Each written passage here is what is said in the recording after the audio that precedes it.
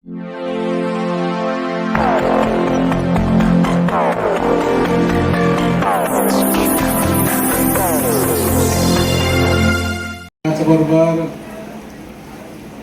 बिकट सर ज्यांच्या मार्गदर्शनाखाली त्यांनी शिक्षण पूर्ण केलं ते आपल्या वसंतराव नाईक मराठवाडा कृषी विद्यापीठाचे माजी कुलगुरू, आपल्या जिल्ह्याचे सुपुत्र डॉक्टर अशोकराव ढवण सर, कृषी महाविद्यालयाचे प्राचार्य डॉक्टर ठोंबरे सर, राष्ट्रवादीचे नेते श्रीमान गोविंदराव देशमुख, त्याचबरोबर बिकट परिवारावरती प्रेम करणारे आपण सर्व बंधू भगिनी, त्यांचे वडील, त्यांची आई, त्यांचे सर्व कुटुंबीय आणि उपस्थित मित्र हो. खरं म्हणजे बिकट सरांनी तुम्हाला चुकीची माहिती दिलेली आहे, कारण त्यांचा आज 53वा वाढदिवस आहे आणि 53व्या वाढदिवसाच्या निमित्तानं आपण शुभेच्छा द्यायला आलेलो आहोत.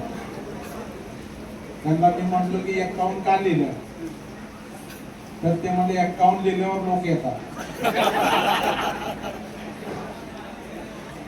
आता 51 लिहिलेले लोक येतात, ह्या पाठीमागचं गणित मला तर अजून कळालं नाही. आता गुरु आणि शिष्य इथं असल्यामुळं ते ढवण सरलाच मी विचारेन की असं का झालं. लोकांना तरुण दिसण्यामध्ये इंटरेस्ट असतो, 2 वर्षांना अजूनही तरुण आहे असं त्याला भासवायचं असेल. नाही, ईश्वरानं जीवन ही आपल्याला देणगी दिलेली आहे आणि एकदा लग्न झालं, लेकरं बाळ झाल्यावर वय लपवायचं काही कामच नाही. एक तर दुसरी करायची नसते आणि करतो म्हणलं तर कोणी देत नाही आणि त्या नादात गेला तर घरात पुन्हा वहिनी येऊ देत नाही. परंतु बिकट सरांनी शिक्षण पूर्ण केल्यानंतर, शिक्षण झाल्यावर आई वडिलांनी लग्न करावं असं वाटल्यावर बिकट सर उर्फ बाप्पा यांच्या कल्पनेत जशी बायको हवी होती तशी कल्पना त्यांना भेटलेली आहे. म्हणजे कल्पना वहिनी त्यांचं नाव आहे.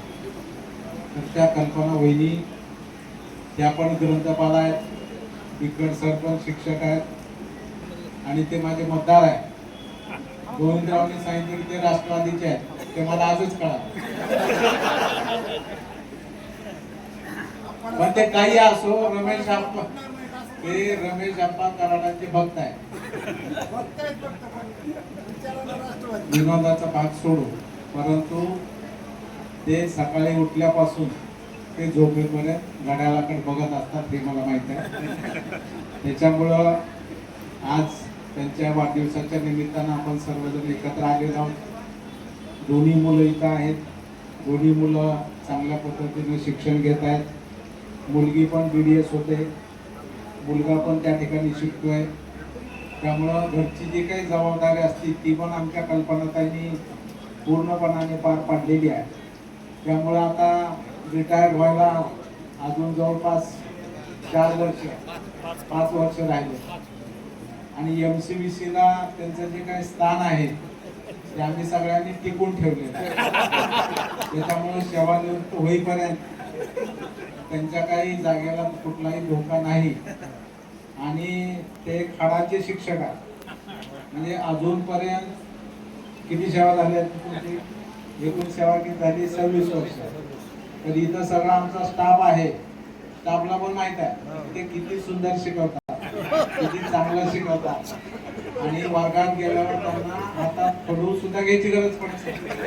म्हणजे तुम्ही असा वेगळा अर्थ घेऊ नका. खडू याचा अर्थ इतके ते विषयात निष्णात आहे, परफेक्ट आहे, परंतु निश्चितपणाने कष्टाळू, जिद्दाळू, मेहनत करणारा आणि सर्वांवर प्रेम करणारा असा हे बाप्पा आपल्या सर्वांचे मित्र आहेत आणि बाप्पाच्या कार्यक्रमाला बाप्पा आले त्याचा मनापासून आनंद आहे. त्यामुळे त्यांना मी कालच मला ते आम्हाला येऊन भेटले. मी कार्यक्रमाला गेलेलो होतो की बाप्पा तुम्ही यावं, म्हणलं मी नक्कीच येणार. त्याच्यामुळं त्यांना ही म्हणले की तुम्ही फक्त रमेश आप्पाला घेऊन या, मी येतो. परंतु ठीक आहे, ते कामात असतील. वहिनी आवर्जून वेळ काढून आलेले आहेत मी आपल्या सर्वांच्या वतीनं मी विकड सरांना वाढदिवसाच्या खूप खूप हार्दिक शुभेच्छा देतो.